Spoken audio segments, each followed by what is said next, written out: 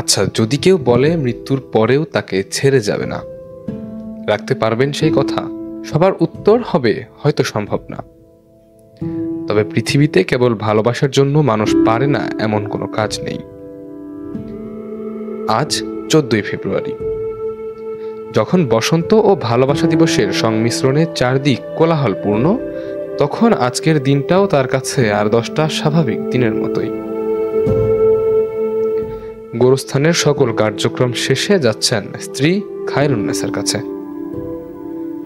সম্রাট শাহজাহান তার প্রিয় স্ত্রী মমতাজের স্মরণে তাজমহল নির্মাণ করেছিলেন, কিন্তু রাজশাহীর শাহজাহান তার স্ত্রীর জন্য নির্মাণ করেন একটি হৃদয় ছোঁয়া মহল, যা তার ভালোবাসার এক অনন্য নিদর্শন। গুণীজনরা বলেন ভালোবাসার রং শুধুই লাল, তবে তার জীবনে বিশেষ রং না থাকলেও তিনি ভালোবাসতে ভুলে যাননি।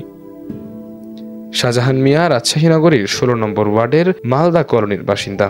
1969 সালে তিনি খায়রুন্নেসাকে বধূ করে এনেছিলেন তার ঘরে।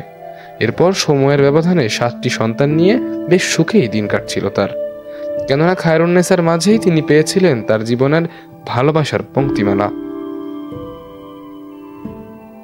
তার ভিতরে অনেক কিছু ভালো জিনিস ছিল, ভালোগুলো পেয়েছিলাম। ওই ভালোটার কারণে একমাত্র আমাকে আসতে হয়। অনেক কিছু ভালো তার ভিতরে, একটা মানসিক যে সমস্ত ভালো জিনিস যেগুলো সব পেয়েছি আমি ওর ভিতরে। কোনোদিন তার কাছে কোনো অসৎ কিছু পাইনি। এত পরিষ্কার মানুষ ছিল যাকে বলার নাই। ছেলে মেয়েদেরকে খুব সুন্দরভাবে গুছিয়ে রাখত। সব রকম আমি না থাকাকালীন ওনার উপরে পুরো সংসারটা চলতো, কোনো রকম সংসারের ত্রুটি রাখেনি।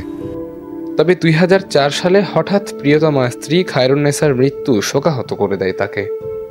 35 বছরের দাম্পত্য জীবনের পর স্ত্রীকে হারিয়ে দিশেহারা হয়ে যান তিনি। খায়রুন্নেসাকে দাফন করা হয় নগরীর উপশহর এলাকার পশু হাসপাতালের পাশের গোরস্থানে। এরপর থেকেই স্ত্রীর স্মৃতি ও স্ত্রীকে দেয়া কথা রাখতে গভীর ভালোবাসায় ভরা শাহজাহান তার সময়ের বেশিরভাগই কাটান স্ত্রীর কবরের পাশে। প্রতিদিন সকালে ফজরের নামাজ শেষে শাহজাহান চলে যান স্ত্রীর কবরের কাছে। সেখানে দুপুর পর্যন্ত সময় কাটানোর পর মেয়ে কাকলির বাড়িতে গিয়ে দুপুরের খাবার সেরে আবার ফিরে আসেন স্ত্রীর কাছে। রাত পর্যন্ত স্ত্রীর কবরের পাশে থেকেই দোয়া দরুদ পড়েন, নামাজ আদায় করেন। শীত, গ্রীষ্ম, বর্ষা, রোদেও সবসময় স্ত্রীর পাশেই থেকেছেন তিনি। এভাবে 20 বছর ধরে তিনি স্ত্রীর স্মৃতি এবং তার প্রতি অগাধ ভালোবাসা ও শ্রদ্ধা প্রদর্শন করে চলেছেন। যে হয়তো আমরা এখন বেঁচে আছি, সুন্দরভাবে যাচ্ছি। আমি মরে যাওয়ার পর আমার পাশে কে থাকবে, কে যাবে, কে দেখবে? এত সুন্দর ঘর দুয়ার পরিষ্কার পরিচ্ছন্ন, ওখানে গিয়ে তো আমার তো কিছু পাবো না। পাওয়া যাবে, আমি যতদিন বেঁচে থাকবো সব ক্লিয়ার থাকবে। এখানে যে অবস্থা আমি হয়তো পাচ্ছি, ওইখানে গিয়েও ঠিক ওইভাবেই যতদিন বেঁচে থাকবো আমি এইভাবে আমি তোমার পাশে থাকবো। শাহজাহান মিয়া যে ভালোবাসা ও নিষ্ঠার সঙ্গে স্ত্রীর স্মৃতি সংরক্ষণ করেছেন তা যেন জীবন্ত তাজমহল, একটি হৃদয়গ্রাহী গল্প, যা সম্রাট শাহজাহানের তাজমহলকেও হার মানায়।